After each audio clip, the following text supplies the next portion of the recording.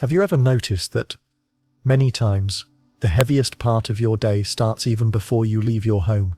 It's that moment when you grab your keys, look at the door, and inside, you're already tired, worried, tense, as if the world out there were a battlefield. Maybe you step outside thinking about bills, problems at work, difficult people, everything that could go wrong, and without realizing it, you cross the doorway already vibrating in the frequency of fear, anxiety, and defense. Before anything actually happens, your body and your mind have already switched into alert mode.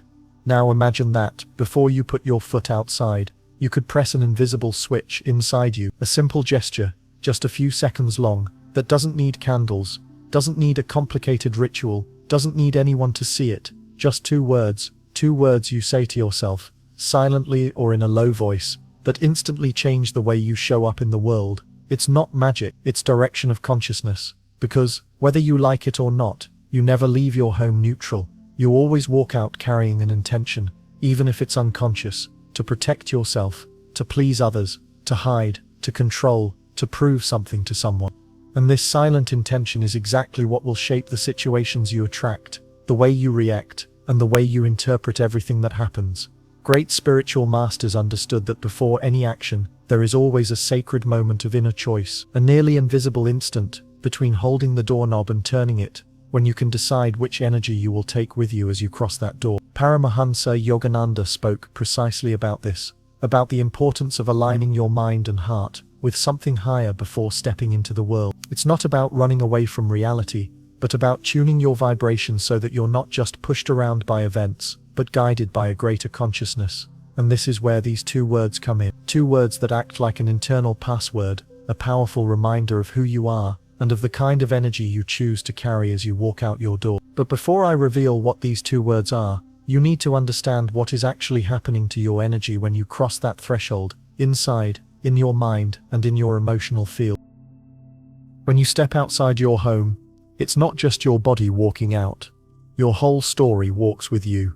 Your thoughts, your fears, your memories, and the way you learn to protect yourself from the world. Think about a normal day.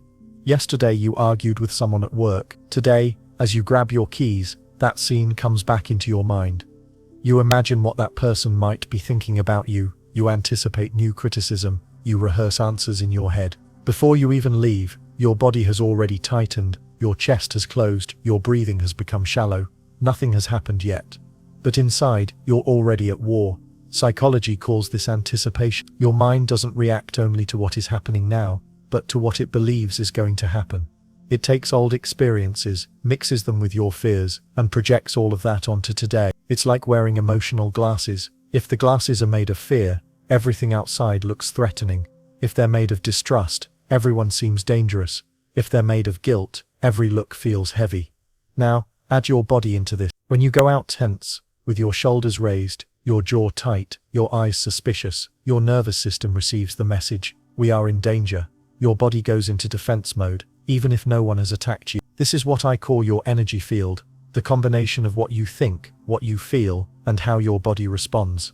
Spirituality explains the same reality in different words. Thoughts are forms of energy. Feelings are currents that magnetize your experience. You don't control everything that happens on the street, but you do control the quality of what you bring into those situations.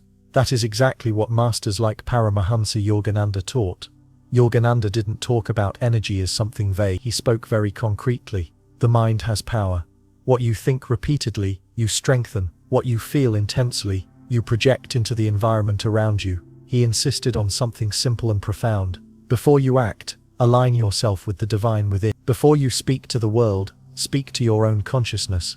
Before you give yourself to the automatic, make an inner choice. That's why the moment when you grab your keys, breathe, and position yourself inwardly is so important. That's when you decide whether you will walk out as someone carrying the weight of the past, or as someone open to something new. Maybe you've never noticed, but there is a sacred gap between the thought I need to go out, and the movement of turning the doorknob. That tiny gap, just a few seconds long, is exactly where transformation can happen. That's where a simple phrase, or even two well-chosen words, can reorient your entire energy. It's not about pretending your problems don't exist. It's about choosing from what inner place you will face those problems. And this is where the practice inspired by Yogananda starts to take shape. Using short, simple words, loaded with intention, to remind your mind that you are not alone, not abandoned, not surrendered to chaos. In the next step, you'll see how 2 words spoken with presence can work like a portal, from defense to alignment, from fear to trust, from autopilot to awakened consciousness. Now we're finally getting closer to these 2 words. So far you've understood that it's not just your body that steps out of the house, but your entire emotional, mental and energetic field. You've also seen that there is a small, almost invisible gap in which you can choose the quality you'll carry as you cross that door. The question now is, if you could condense that choice into just 2 words, what kind of intention would be worth carrying with you every single day? Most people walk out with invisible intentions like, I protect myself, I defend myself, I endure, I'll just get through it. None of this is said out loud, but it's what vibrates underneath their thoughts. It's as if the mind were saying, the world is against me, I have to survive. Paramahansa Yogananda taught the exact opposite movement. He invited people to remember, every day, that they are not here just to survive, but to express something divine in ordinary life. Work, conversations, decisions, problems, everything can become a field for learning and service. And this is where the 2 words that can shift your energy before you even take your first step outside, come in. I serve. That's it, simple. Before you leave, before you open the door, you breathe, turn inward, and say with presence, I serve. I serve is not blind submission to other people. It's not putting yourself below everyone else. It's a deep reminder that you are not here just to defend yourself, but to offer something good. You serve life. You serve the divine within you. You serve the highest part of others, and of yourself. When you say I serve, you shift the axis of your attention, from what will they think of me, to what is the best I can bring here. From the world is a threat, to every situation is an opportunity to express who I really am. That's what makes these 2 words so powerful. They place you in the position of a channel, not a victim. You're no longer just someone who reacts to the environment. You become someone who offers presence, clarity, respect, truth. This is the spirit of Yogananda's teachings. Before facing the world, align yourself with a higher purpose. Before expecting to receive something from the day, decide what you're going to offer from within. Saying I serve at your doorway is like turning that threshold into a silent altar. Every time you step out, you remind yourself, I'm not just going out for another day of struggle. I'm going out as someone who chooses to serve with what I have at my best. In the next step, you'll understand more clearly how these 2 words reprogram your state in just a few seconds, psychologically, energetically, and even physically, and how to turn this into a simple, deep daily ritual.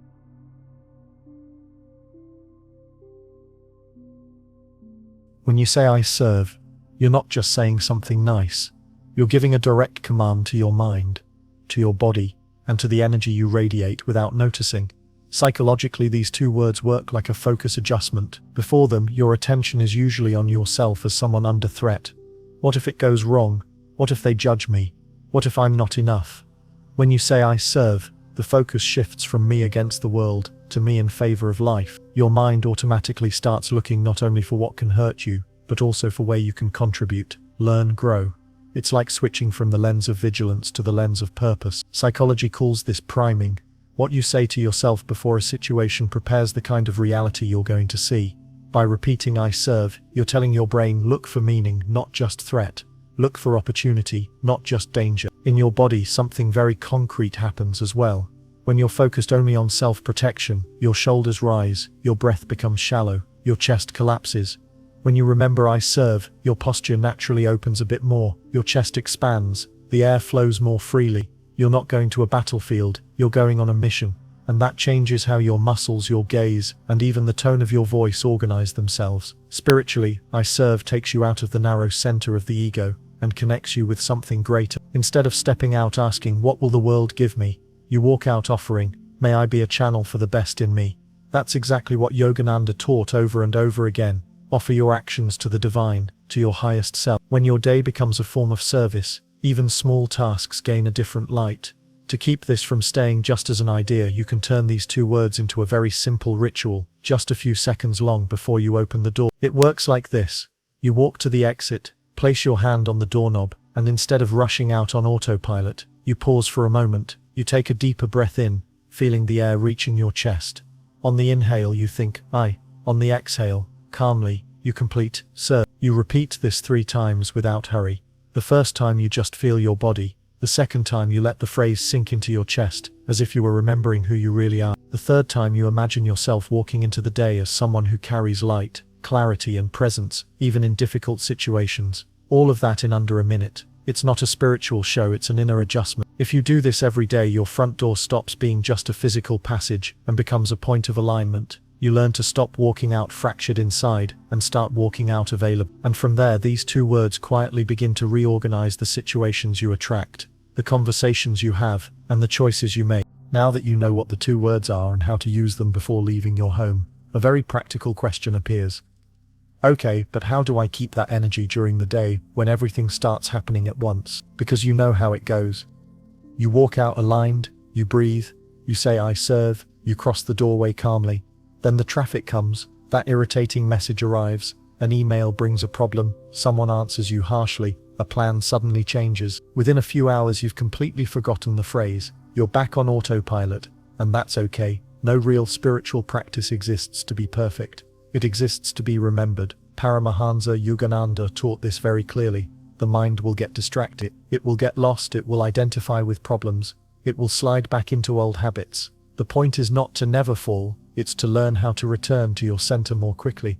And this is where you can turn I serve into something bigger than a single gesture at your front door. You can turn it into a return point throughout your day. Here's how. Instead of waiting for the day to end to remember your spirituality, you choose small transition moments as reminders. For example, every time you walk through a doorway, any doorway, at work, into a room, a doctor's office, a store, you take a second to think, I serve. Before answering an important phone call, you inhale and think, I serve. Before replying to a difficult message, instead of typing on impulse, you take a conscious breath and remember, I serve. These micro gestures work like mini system resets. You don't need to stop for 10 minutes, you don't need to meditate in the hallway, you don't need anyone to notice.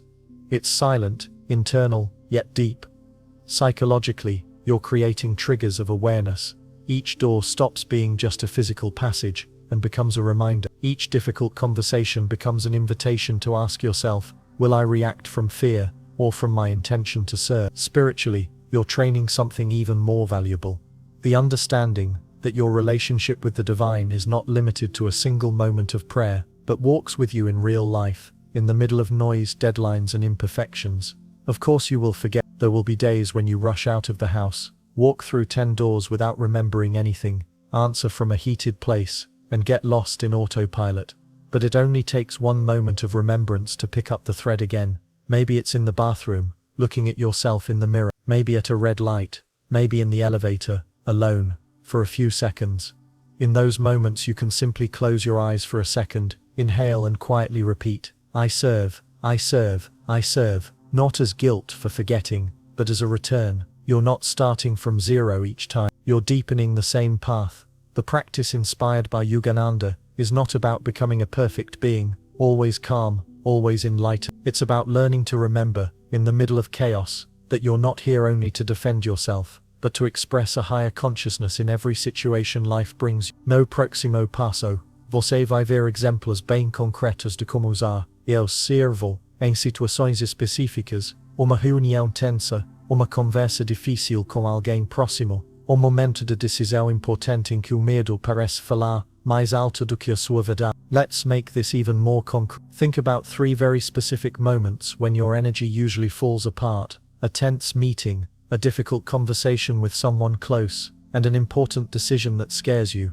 First scenario, a tense meeting. You know you're about to walk into a room where there are different opinions, maybe criticism, maybe someone who doesn't like you very much. Normally, your mind walks in saying, I have to defend myself, I have to prove I'm right, I can't be criticized. Now, watch what happens if, right before entering, you pause for 2 seconds at the door and think, I serve. Instead of entering to win, you enter to contribute. That doesn't mean accepting injustice or keeping silent when something is wrong. It means shifting the inner question from how do I come out on top of this, to what can I bring here that is truthful, firm and constructive. You can still say no, you can still disagree, you can still take a stand, but you're not so lost in the drama. The focus is no longer fighting against people, but serving what is most fair, most clear, most honest in that situation. Second scenario, a difficult conversation with someone close. It could be a family member, a partner, a friend, someone who hurt you, or someone you feel doesn't really understand you. In moments like this, the usual inner script is, I need to be right, I need to defend myself, I need to show what they did to me. Before you start speaking, you can take a deep breath, look at the person and silently repeat inside, I serve. Here, I serve means, I serve the truth of what I feel, without betraying myself, and I also serve the possibility of understanding, even if it's small. You're no longer speaking to destroy the other or to win the argument. You speak to express yourself sincerely, while keeping room for the other person to show up too. Sometimes, serving there means setting a firm boundary. Sometimes it means asking for forgiveness. Sometimes it simply means ending a conversation that goes nowhere, without needing to humiliate anyone. Third scenario, an important decision filled with fear. It might be changing jobs, starting or ending a relationship, accepting an opportunity, saying yes or no to something big. Almost always, the mind turns this into a courtroom. What if I'm wrong? What if I regret it? What if everything goes bad? Before deciding, you can close your eyes for a few moments and say silently inside, In this context, I serve is like saying, I choose the path that best serves my deepest truth, not my loudest fear. You stop asking only, what protects me the most, and start including what makes the most sense for the life I truly want to live. It's like telling the universe, God, your higher self, I'm not asking for a perfect decision, I'm asking for an aligned one. May I walk where I can grow and contribute, even if that takes me out of my comfort zone. Notice how in all three examples, I serve is not a magic phrase that changes the outer world, it changes the place you're acting from, and when that inner place shifts, the way you speak, listen, look and choose shifts as well. That's how a simple practice, inspired by Yogananda's spiritual vision, starts turning into living psychology, into concrete gestures, into behaviors you can actually notice in your day-to-day life. In the next block, we'll talk about how this attitude of service, repeated day after day, begins to reshape your identity, who you believe you are, and how that quietly changes the kind of energy you bring everywhere you go. Over time, if you truly practice I serve at your front door, in your transitions, in your hard decisions, something very deep begins to happen. It's not just your mood that changes, it's the way you see yourself. At the beginning it's just a phrase. After a few weeks, it starts to become a mirror. You notice yourself less trapped in thoughts like, I'm someone who is always defending myself. I'm someone who's always at a disadvantage. I'm someone who just tries to make it through the day. And slowly you begin to recognize yourself in different inner sentences. I'm someone who is here to contribute. I'm someone who brings something good wherever I go. I'm someone who chooses purpose, not just fear. Psychology calls this a change in narrative identity. You're still the same person, same history, same ID, same face, but the inner storyline you tell about yourself begins to shift. You're no longer just the character who suffers circumstances. You become someone who has a function to serve with what you are, with what you know, with what you've lived. This is very close to what spiritual masters like Paramahansa Yogananda meant when they spoke of Dharma, of purpose. It's not necessarily a grand career, a stage or a prestigious position. It's the quality with which you do what is in your hands right now. Washing dishes, helping a client, answering an email, caring for a child, listening to someone, all of that can be done in I endure mode, or in I serve mode. As you repeat I serve sincerely, day after day, your whole system records, I am not just someone trying to escape the worst, I am someone who was placed here with something to offer. This view also changes the way you deal with your mistake. You stop crushing yourself when you fail, and start asking, what is this situation still trying to teach me so that I can serve better? It's not cheap self-help, it's deep responsibility. You recognize your own shadows and limits, but instead of being stuck in them, you put them in service of growth. Even your pains gain a different place. If I've been through this, maybe I can better understand someone else's pain, and be more present when they need me. Spiritually, it means you stop seeing yourself as just an isolated individual. You begin to feel like part of something bigger, a single thread in a much wider fabric. Your day stops being just my difficult day, and becomes a field where life acts through you, even in small things, even when no one is watching. And perhaps most importantly, the more you strengthen this identity of service, the stranger it feels to act against your own conscience. Things that once seemed normal, snapping at people, humiliating, manipulating, acting purely from ego, start to bother you in a different way. Not because you've become a saint, but because it clashes with who you feel you are becoming. Silently you start to see that serving is not self-erasing. It's the opposite. It's allowing your best side to have a voice, a gesture, an action. It's letting the most lucid, loving and courageous part of you take the lead, instead of letting fear or pride drive your life. In the next and final block, we'll bring everything together. You'll get a clear summary of the practice, an invitation to a small multi-day challenge, and one final question, the kind you can carry with you every time you place your hand on the doorknob and get ready to say, once again, I serve. And once again, I serve. First, before you leave your home. Every time your hand is on the doorknob or you're about to step outside, instead of rushing out on impulse, you create a small space. Just 1 minute. You take a deep breath in, feel the air coming in. On the inhale you think, on the exhale you complete, serve. You repeat this 3 times, letting the phrase sink into your chest, not just your mind. In that moment you're not asking the world to be perfect, you're choosing from which inner place you're going to meet the world. Second, throughout the day, in transitions, every doorway becomes a reminder, before a meeting, before a hard conversation, before an important call, before answering something that triggered you inside, you take one conscious breath and remember, I serve. Maybe no one notices anything on the outside, but inside you've shifted from defense mode back into purpose mode. Third, in big moments of decision, when fear is shouting, when it feels like any choice is a risk, you close your eyes for a few moments and ask yourself, which path truly serves my deepest truth, and not just my loudest fear? And then again, I serve. You're not asking for a life without challenge. You're asking for courage and alignment to walk through those challenges, as someone who is here to grow and to contribute. If you do just this, it's already a lot. But to bring this practice out of theory and into your life, I want to offer you a simple challenge.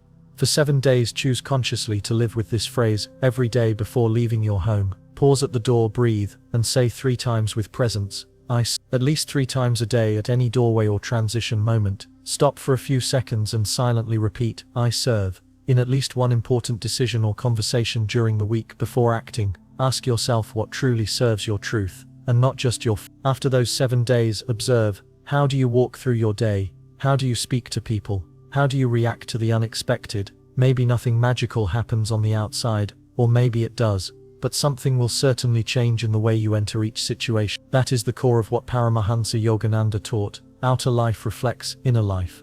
Before trying to control everything out there, quietly align who you are in here. You don't choose every scenario, but you do choose the quality with which you step into them. And maybe the most important question, the one you can carry with you every time your hand is on the door, is this: with what energy do I want to cross this next doorway? Fear or purpose? Defense or service? Autopilot or awareness? You don't need to have all the answers. You just need to remember 2 simple, direct, silent words, and let them work inside you day after day. I serve. And from there, notice how the world doesn't suddenly change, but little by little the way you walk inside it begins.